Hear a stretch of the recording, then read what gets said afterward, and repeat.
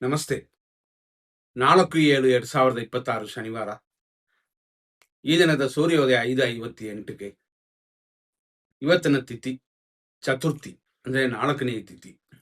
ಸುಮಾರು ಮಧ್ಯಾಹ್ನ 12:39ವರೆಗೂ. ಸಾಮಾನ್ಯವಾಗಿ ಈ ತಿಥಿಯಲ್ಲಿ ಶುಭ ಕಾರ್ಯಗಳು ಮಾಡುವಂತಿಲ್ಲ. ಆಮೇಲೆ ಬರುವಂಥದ್ದು ಪಂಚಮಿ. ಪಂಚಮಿಯಲ್ಲಿ ಎಲ್ಲ ಶುಭ ಕಾರ್ಯಗಳು ಮಾಡಬಹುದು. ಆದರೆ ಇವತ್ತಿನ ನಕ್ಷತ್ರ ಧನಿಷ್ಠಾ ನಕ್ಷತ್ರ ಮತ್ತು ಶನಿವಾರ ಕೂಡಿ ಬಂದಿದೆ. ಆನಂದವು ಶುಭವಾಗಿರುತ್ತದೆ, ಆದರೂ ಮುಹೂರ್ತ ಕಾರ್ಯಗಳು ಈ ದಿನದಲ್ಲಿ ಮಾಡುವಂತಿಲ್ಲ. ಒಳ್ಳೆಯ ಕಾರ್ಯಗಳನ್ನ ಮಾಡಬಹುದು. ಆನಂತರ ಅಂದರೆ ಧನಿಷ್ಠ ಮುಗಿದ ನಂತರ ಶತಭಿಷ ನಕ್ಷತ್ರ ಬರುತ್ತದೆ, ಅದು ಶುಭವಾಗಿದೆ. ಹಾಗಾಗಿ ಇವತ್ತು ನಕ್ಷತ್ರ ದೋಷವಿಲ್ಲ. ತಿಥಿ ದೋಷ ಕೂಡ 12:39ಕ್ಕೆ ಮುಗಿದೋಗುತ್ತದೆ. ಆನಂತರ ಶುಭವಾಗಿರೋದರಿಂದ ಇವತ್ತಿನ ದಿನದ ಬಗ್ಗೆ ಯೋಚನೆಗಳಿಲ್ಲ. ಇವತ್ತಿನ ದಿನದಲ್ಲಿ ಇವತ್ತು ಕುಂಭರಾಶಿ ಇದೆ ದಿನ ಪೂರ್ತಿ, ಅಂದರೆ ಚಂದ್ರನಿರೋದು ಕುಂಭರಾಶಿಯಲ್ಲಿ.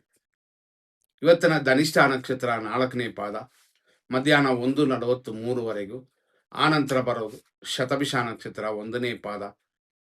ಈ ನಕ್ಷತ್ರ ಇರೋದು ಅಂದರೆ ಬೆಳಗ್ಗೆನೆ, ಅಂದರೆ 5:58ರಿಂದ 7:17ವರೆಗೂ ಮಾತ್ರ ಧನಿಷ್ಠ 3 ಇರುತ್ತದೆ. ಇದು ಕುಂಭರಾಶಿನೇ. ಆಮೇಲೆ ಬರುವಂಥದ್ದೇ ಧನಿಷ್ಠ 4. ಧನಿಷ್ಠ ಮುಗಿದ ನಂತರ ಬರೋದು ಅಂದರೆ 1:43ರಿಂದ ರಾತ್ರಿ 8:08ವರೆಗೂ ಶತಭಿಷ ನಕ್ಷತ್ರ 1ನೇ ಪಾದ.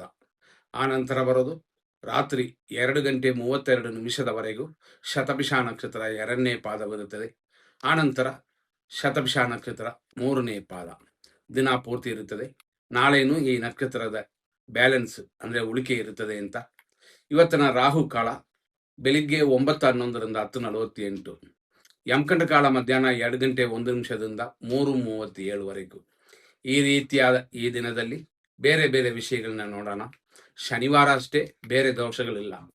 7:43 ಬೆಳಗ್ಗೆಯಿಂದ 9:09ವರೆಗೂ ಇದೊಂದು ಸಮಯ, ಇದು 100% ಶುಭ ಸಮಯ. 10:50ರಿಂದ 11:04, ಮಧ್ಯಾಹ್ನ 12:41ರಿಂದ 1:59, ಮಧ್ಯಾಹ್ನ 3:39ರಿಂದ ರಾತ್ರಿ 9:20, ಅದೇ ಥರ ರಾತ್ರಿ 11:06ರಿಂದ 1:46. ಇಷ್ಟೆಲ್ಲ ಶುಭ ಸಮಯಗಳು ಅಂತ. ಇದರಲ್ಲಿ ಒಳ್ಳೆಯ ಕಾರ್ಯಗಳನ್ನ ಮಾಡ್ಬೋದು. 100% ಕೆಟ್ಟ ಟೈಮ್ನ ನೋಡೋಣ. 5:58ರಿಂದ 6:49, 6:49ರಿಂದ 7:41, 9:11ರಿಂದ 10:48, 9:11ರಿಂದ 10:48ವರೆಗೂ ಇದು ರಾಹು ಕಾಲ. ಆನಂತರ ಬರೋದು ರಾಹು ಕಾಲ ಮುಗಿದ ನಂತರ ಸುಮಾರು 11:06 ಮೇಲೆ 12:39ವರೆಗೂ ಮೃತ್ಯು ಇದೆ, ಮರಣ ಕಾಲ ಅಂತ.